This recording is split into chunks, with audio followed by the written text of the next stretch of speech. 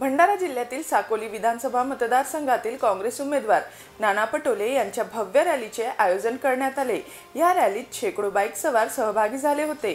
साकोली विधानसभा क्षेत्रातील माझ्या निवडणुकीचा प्रचार माझे कार्यकर्ते करीत असून ही सीट बहुमताने निवडून येईल यात काही शंका नाही। पण महाराष्ट्रामध्ये आज जे चित्र आहे महाविकास आघाडीच्या बाजूने आहे।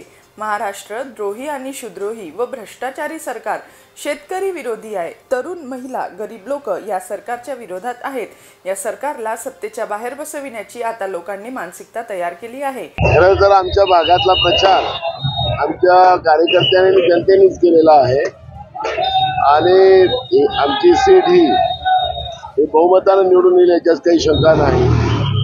पण महाराष्ट्रामध्ये आज जे चित्र आहे ते महाविकास आघाडीच्या बाजूने आहे।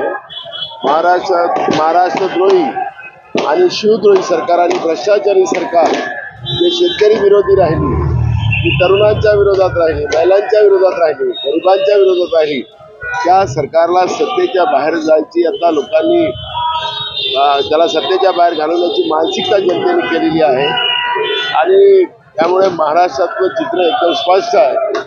जवळपास 200 जागा च्या वर या महाविकास आघाडीच्या निवडणुकीत